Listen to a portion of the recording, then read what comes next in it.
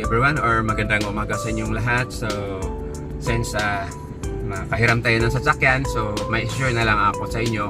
At saka ito din tinuturo sa papa ko paano mag-drive na maging safety. Lalo na sa ngayon, ng mga sasakyan ngayon is may mga automatic na, mga klase-klaseng automatic na sasakyan. So dati nagsimula ako mag-drive is through manual, which is yung Willys Jeep, yung sa army. So ang share ko sa inyo ngayon paano maging safety mag-drive dito is this is ang i-share ko sa inyo is an Innova, and dito ang sistema niya sa gear, yung gear lever niya. So mayroon siyang park, reverse, neutral, drive, saka second gear, dayon low gear. So itong kinakababa, ito sa Permira yan, in case of kumaahon kayo yung mag-angat.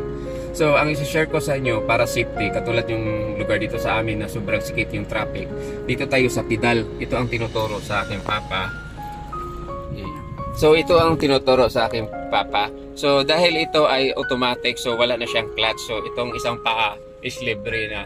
So hindi pwedeng na mag-drive ka ng automatic na dalawang paa mo, kasi itong halimbawa kung ito ay manual, it's supposed to be itong left foot natin is intended for clutch lang siya use.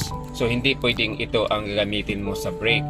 So itong right foot mo, ito ang trabaho nito is accelerator then saka brake. So yung paa mo, it should be aligned to the brake. Then pag mag-gas ka, hindi mo siya yung aswat-aswaton, bali ang imong tail steady lang, lipat-lipat ka lang dyan. So ang isi-share ko sa tuturo ng papa ko during time na halimbawa mag-highway ka, kasi hindi ito karera. So dapat ang like example, lumalabas ka pa kayo sa grahe, kasi wala man itong auto hold itong sasakyan na ito, it's only automatic. So diretso siya, pag engage mo ng drive dito, yung naka-apa ka sa brake, pag release mo sa brake, automatic siya o mag-under ka agad or mag-larga ka agad.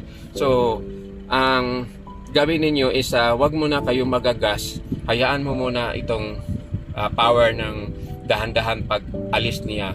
Kung stable na yung dinadaanan ninyo, so clear ng area, saka lang kayo lilipat dito sa gas. So yung pit ninyo is dito sa brake, then lipat sa gas. Then during straight na kayo, stable na kayo, dapat halimbawa maraming intersection o maraming mga sasakyan sinusundan ninyo, yung paa ninyo is kailangan lipat-lipat, hindi nakasteady lahat sa accelerator, naglipat-lipat yan, brake, accelerator, brake. Halimbawa duda ka sa kaharap mo nga baka biglang huminto, yung paa mo naka-ready na sa brake, lagi mong kaunti lang dito sa gas, balik agad sa brake. Yun ang tinuturo sa aking papa. Except kung nasa long drive ka na, tapos ang agwat ng both sasakyan, yung distance ninyo is mga around 200 meters, 400 meters, pwede ka doon sa gas, naka-steady. Pero mostly, kahit ganyan ang lagyo, lipat-lipat ka rin, kasi baka may biglang tumatawid na aso or baka. So at least naka-ready, kasi pag mapanik ka, halimbawa yung may nangyari na isang babae, nabuntot kami sa likod dahil doon siya nakaapak sa gas. Nabigla siya kasi humihinto na ako ng dahan-dahan, akala niya brake yung naapakan niya, kaya gasolinador, so nabundol yung likod namin.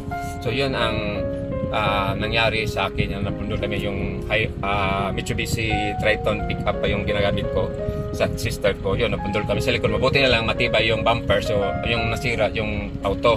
So yun ang reason niya, nagpaumanhin siya kasi nabigla siya, tapos yung paa niya dito na sa accelerator. So ganito yung pagmamaneho, pag apak brake, then pag stable na, release mo yung brake kasi automatic naka-drive na kayo, so release, then accelerator, dahan-dahan, then after that is may sasakyan ka rin makita dito sa harap na parang sobrang lapit, then parang hindi mo alam kung saan siya pupunta, o mag-left o mag-right pa siya, lipat ka agad dito sa brake. In case pag mapanik ka is at least brake yung maapakan mo. Kasi it remind me yung nangyari sa airport. So ganyan din ang nangyari siguro sa kanya, na panic siya kasi nakita ko yung taillight niya nakailaw, pagtapos bigla na lamang nawala yung ilaw. Supposed to be pwede to ya magdahan-dahan lang siya, sana siyang umalis, pero it's already happened kasi hindi natin maiwasan yung mga disgrasya, so ganyan talaga. So yun lang ang ma-share ko sa inyo for this morning. Today it's another day of my vlog. Then I'm just using an Innova automobile, old model of Innova. Then hindi ako laging nagda-drive, pero experience of driving is around 40 years na ako nagmamaneho ng sasakyan. So ang dinadrivean ko sa sasakyan, hindi lahat na Toyota. This day is kakahatid lang ito sa sasakyan sa amin, so hindi ko ma-sure na I'm doing perfectly in driving kasi kailangan pag-aralan ko pa itong behavior ng sasakyan. So hindi ako professional driver. So yun lang, maraming salamat sa panonood. God bless you all. Bye bye.